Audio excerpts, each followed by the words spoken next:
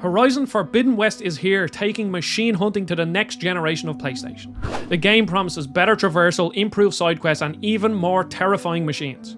I had plenty of issues with Horizon Zero Dawn, mainly side quests and exploration of the open world, so did Guerrilla improve on these gripes, and is Aloy's quest as compelling as the previous title? Well, that's what I'm here to answer in GameXplain's review of Horizon Forbidden West on PlayStation 5. Horizon Forbidden West begins mere months after the events of Zero Dawn. To save some of your time, yes, you should play Horizon Zero Dawn before this game. Aloy, the badass bow-wielding hunter from the first game, is hot on the tail of Silence, who possesses invaluable information in her quest to save the world. Aloy must venture to the Forbidden West, an even more dangerous and tribalistic part of the world than way back east where she came from. And it's here where the game improves upon the original massively.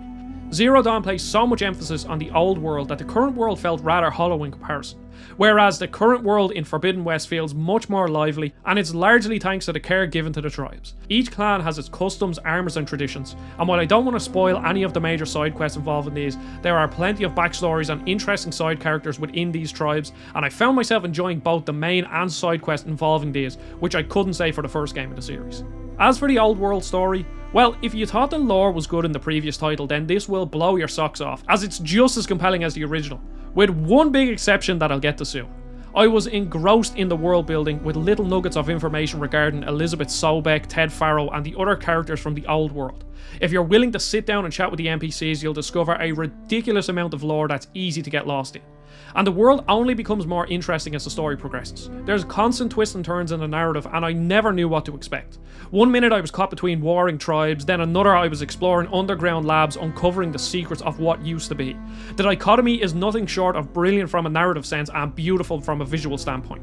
Unfortunately, this doesn't quite hold up throughout the entire game.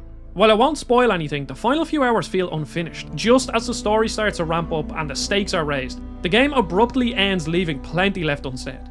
When I got to the point of no return, I thought to myself, surely this isn't the end, but I was sadly wrong.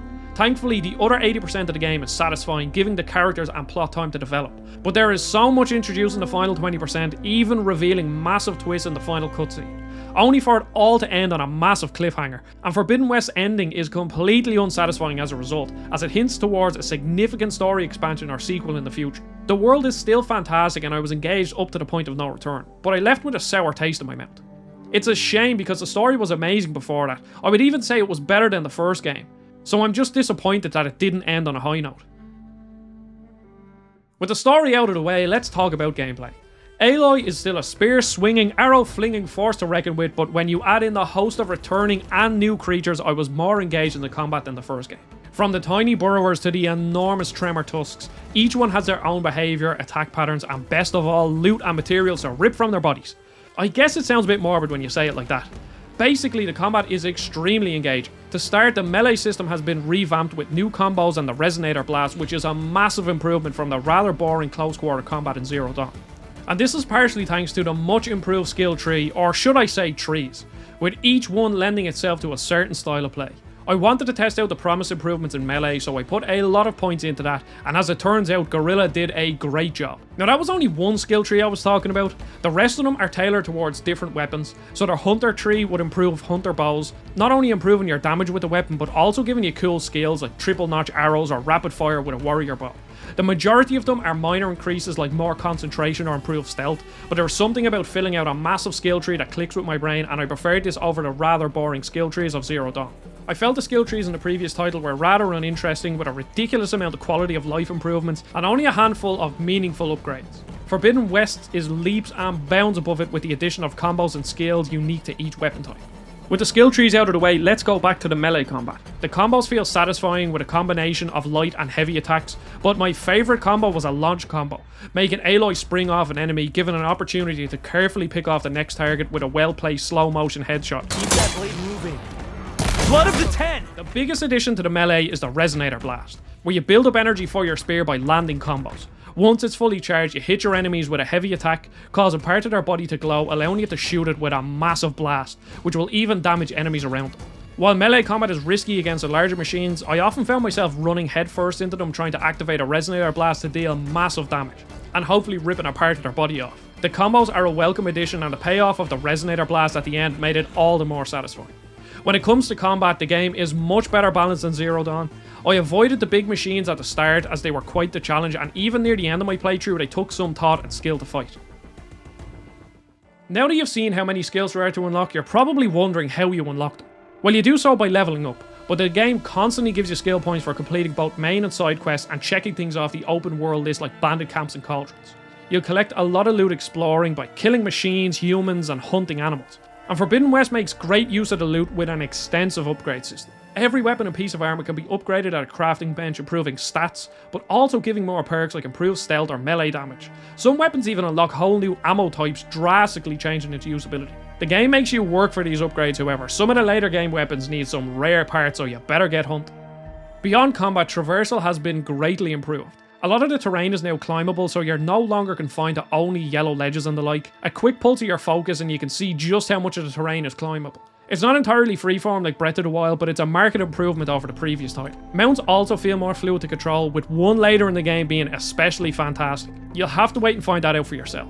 The two biggest improvements are the grapple shot and shield wing, which is Horizon's answer to Breath of the Wild's glider, and I'm so glad they implemented one into Forbidden West. I couldn't count the number of times I wanted to jump from a cliff or tall neck in Zero Dawn, so the added freedom is welcome. The grapple shot is pretty useful too, offering a quicker way to reach heights, and my favourite part about it was the launch you can do afterward, giving plenty of freedom to both traversal and combat. It also helps while exploring, acting as a way to open faraway vents or move boxes. Exploring the ruins and underwater are certainly the highlights of exploration, but they still feel like I'm only exploring them for skill points and loot. There are tidbits of backstory in these, like an old world train station and the story of its construction. It was a standout in my mind with some simple puzzles, but I didn't just stumble upon it, I simply followed a map marker. The underwater section stuck out in my mind too. They offered a bit of gameplay diversity and the visuals were breathtaking. Swimming feels good to control, and as someone who has a fear of the open ocean, there was some tension while swimming. It's a nice addition, but it doesn't change too much in the game overall. As an open world game, I don't think this is as checklisty as a Ubisoft game, but I still wish it were slightly more immersive. And that leads me on to the open world itself, and unfortunately, just like Horizon Zero Dawn, it's remarkably bland. I rarely stumbled across an interesting landmark that I wanted to explore out of sheer curiosity. Rather, I found myself checking off lists, clearing bandit camps, exploring cauldrons, and finding old world ruins.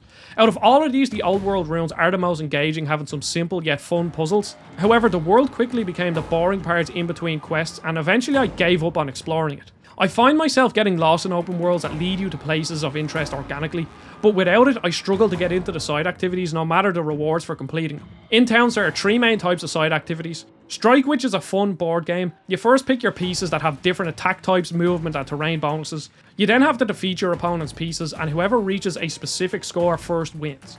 It seems to be a well-made minigame for my playtime. However, I usually can't get into these games within games like Gwent or Tetramaster, so I wouldn't be an authority on this. The other activity is melee pits that are glorified tutorials for new melee abilities, and these were quite boring, offering little to no challenge. But it doesn't end there, and I saved the best for last. Yes, you guessed it, kart racing. No, I'm not joking. In this mode, you mount a charger and battle it out with NPCs to see who will win the Mushroom Cup. Okay, I might be lying about the Mushroom Cup, but it is much closer to Mario Kart than I would have ever expected. There are even power-ups including a boost, bombs, and arrows you can use to snipe your opponent. Beyond accelerating, you can also brace for impact, swipe at your opponents, and I never thought I wanted a Horizon kart racer until now. Maybe Guerrilla is going for a Naughty Dog trajectory here. A trilogy, and then you guessed it, a kart racer. I cannot wait for the release of Horizon Zero to 60 Dawn. As for performance and visuals, Forbidden West is an absolute treat. I played mostly in performance mode and it was buttery smooth. There was no confirmation on the resolution of performance mode, but the game still looked beautiful. Resolution mode runs in 4K at 30 FPS with better effects, and it is noticeably sharper than performance mode, and in my testing the frame rate stayed put. It should come as no surprise that Forbidden West is drop dead gorgeous. Visual variety is staggering, going from snowy peaks to barren deserts out to the luscious west coast with some absolutely beautiful water. Exploring the underwater sections of the map was a sight to behold. I would go as far to say that this is the best looking game on PS5 today.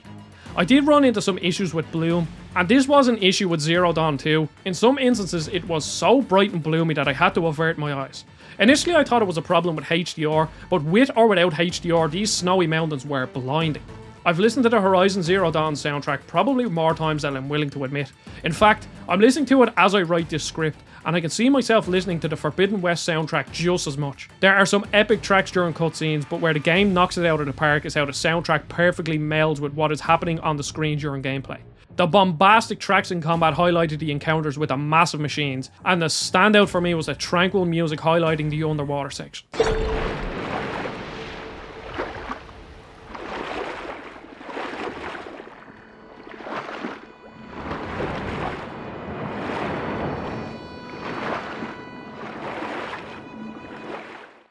As for the haptics, they're implemented quite well.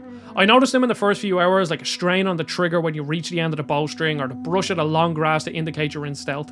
But after a while they blended into the background, enhancing the gameplay experience but never being so distracting that they took me out of it. There were quite a few texture loading issues pre-day one patch, and luckily most of these were fixed with the patch. However, there are still some graphical oddities occurring after the patch. It's not too big an issue, but it's something to note.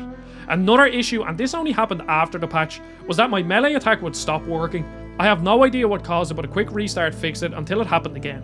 All in all, the melee glitch happened about 5 times in about 10 hours after the patch. The biggest issue I had with the game are the facial animations.